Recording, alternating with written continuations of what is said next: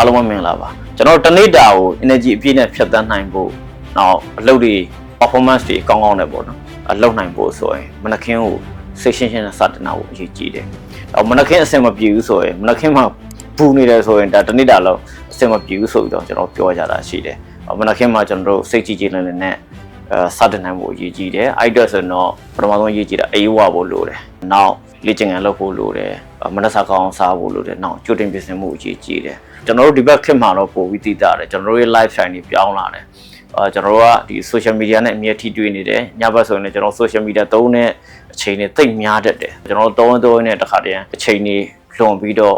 ဒီအိယာဝန်နာနောက်ကြတာတွေရှိတယ်အဲ့ဒီအချိန်မှာမနက်ခင်းကျွန်တော်တို့ကကောင်းကောင်းမထနိုင်ဘူးထားတော့ကျွန်တော်တို့အလံပေးထားတယ်မနက်6နာရီပေးထားတယ်ဆိုရင်တော့ကျွန်တော်ကအလံကိုထဖိတ်ပြီးတော့နောက်15မိနစ်ရွှေ့တာနိုင်ဝက်ရွှေ့တာတော့အနည်းဆုံးတစ်ခါလောက်တော့ကျွန်တော်တို့ရွှေ့တတ်တယ်ပေါ့နော်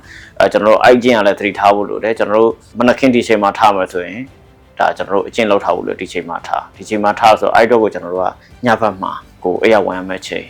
ကိုရဲ့စီကန်းလေးနဲ့ကျွန်တော်တို့အေးရဝင်ဖို့ကြီးတယ်နောက်အရေးကြီးတာကတော့မနက်ခင်းအားကစားလုပ်တဲ့ဟာပေါ့နော်ဒီရာသီဆိုပို့ပြီးသိတာတယ်ကျွန်တော်ရာသီဥတုကအေးလာပြီအေးလာတဲ့ချိန်မှာကျွန်တော်ရေမိုးချိုးပါညာလောက်တယ်ဆိုရင်အဲ့မတိုင်ခင်ကျွန်တော်တို့သူ့ဘူးလေးချင်းကလေးအနည်းဆုံးတော့လောက်တင်တယ်ပေါ့နော်လောက်တင်တယ်ဒါကျမကြီးကလည်းကောင်းတယ်နောက်တစ်ခုကဒီ physical တဲ့မဟုတ်ကျွန်တော် mental ပါရေးကြည့်တယ်အားသာလောက်တဲ့အတွက်ကျွန်တော်တို့ဒီ dopamine ထွက်တယ်ကျွန်တော်စိတ်ပို့ပြီးတော့ကြည်လင်တယ်နောက်ဒီ circulation လည်းကောင်းတဲ့အတွက်ကျွန်တော်လန်းဆန်းရှိတယ်ပေါ့နော်ပို့ပြီးတော့အကြံဉာဏ်ကောင်းတွေထွက်တယ်စိတ်ကြည်လင်တယ်နောက်တစ်ခုအရေးကြီးတာမနက်စ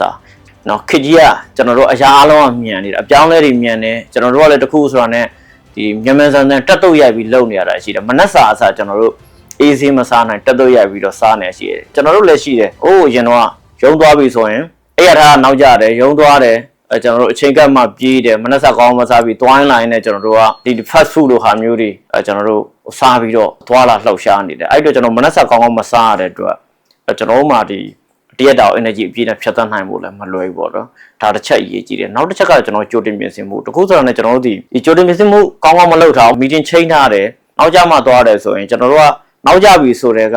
ဒီစိတ်ထဲမှာကျွန်တော်တက်မဖြစ်တော့ဒီတစ်ဖက်ကကျွန်တော်အားတော့အားနာဖြစ်နေတာနောက်တစ်ခုကတစ်ဖက်က communicate လုပ်ရအဆင်ပြေမှပြေပါမလားစသဖြင့်ဒီလိုပဲကျွန်တော်တို့ကဒီကိုယုံသွားတယ်ကျွန်တော်တို့ရုံးချင်းစောစီကျွန်တော်တို့ရောက်တယ်ဆိုရင်ဘာလို့စိတ်အေးဆေးဖြစ်တယ်ကျွန်တော်နောက်ကြတယ်ဆိုရင်ကျွန်တော်တို့မှာတချို့ဒီ stress တချို့ရှိတယ်ပေါ့နော်ကျွန်တော်တို့အေးဆေးမဖြစ်ဘူးဒီစိတ်လှုပ်ရှားမှုတွေကျွန်တော်တို့ခုနလိုအဆင်မပြေမှုတွေရှိတယ်ဆိုတော့ဒါဒီမနက်ခင်းမှာကျွန်တော်တို့သတိထားစရာအများစုတွေကအချက်တချို့ပေါ့လေကျွန်တော်တို့ဒါလေးတွေအရေးကြီးတယ်မနက်ခင်းမှာကျွန်တော်တို့အေးဆေးဆေးနဲ့ခုနပြင်ဆင်စရာရှိတာပြင်ဆင်ပြီးတော့ကျွန်တော်အေးဆေးစတင်နိုင်တယ်ကြီးလေးနဲ့စတင်နိုင်တယ်ကျွန်တော်မနက်ခင်းမှာအလေးကျင့်ကောင်းနေနဲ့ဒီလှုပ်တဲ့ထင်ရှားကြော်ကြတဲ့သူတချို့ရှိတယ်အဲ့မှာနမူနာအနေနဲ့ဆိုရင်ကျွန်တော်တို့ဒီ big case ရှိတယ် big case ဆိုရင်သူဒီ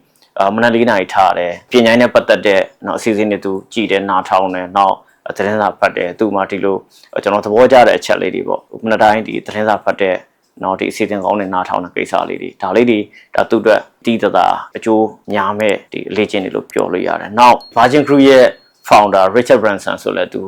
ူကြတော့မနက်9နာရီလောက်မှသူထားတယ်ထားပြီးတော့သူကဒီယောဂတို့ထိုက်ကြီးတို့ဒါကစားတယ်လို့ကျွန်တော်တို့ဖတ်ဖို့တယ်ပေါ့နော်ဒါလည်းကျွန်တော်တို့ရဲ့ဒီ Monday ဘိုင်းမှာဒါအများကြီးတက်ရောက်မှုရှိတယ်ပေါ့နော်အိုဘားမားဆိုရင်မနက်9နာရီလောက်သူထားတယ်သူဒီလေ့ကျင့်ခန်းလုပ်တယ်45မိနစ်လောက်လေ့ကျင့်ခန်းလုပ်တယ်ပြီးမှသူမနက်စာကောင်းအောင်စားတယ် Oprah Winfrey တို့ဆိုရင်လည်းသူက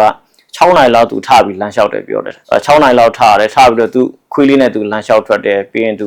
ူဒီတရားထိုင်တာတို့ပါတော့ဒီ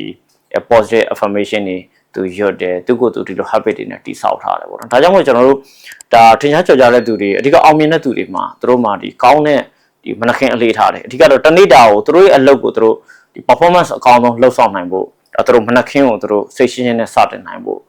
့သူတို့လေ့ကျင့်တိဆောက်ထားကြတယ်ပေါ့နော်ဒါကြောင့်မလို့ကျွန်တော်တို့တနေ့တာမှာ energy ဖြစ်နေဖြတ်သန်းနိုင်ဖို့နောက်ကိုယ့်ရဲ့အလုပ်မှာ performance အကောင်းဆုံးနဲ့လုပ်နိုင်ဖို့ဆိုရင်ကျွန်တော်တို့ဒီမနက်ခင်းကိုစိတ်ကြည်လင်စိတ်ရှင်းရှင်းလေးနဲ့စတင်နိုင်ဖို့အင်မတန်အရေးကြီးပါတယ်တိုးတက်ငွေကြေးနဲ့စီးပွားရေးဆိုင်ရာဗီဒီယိုတွေပုံမှန်ကြည့်ရှုနားဆင်ကြနေဆိုတော့ channel လေး subscribe လုပ်ထားလို့ရပါတယ်အားလုံးကျေးဇူးတင်ပါတယ်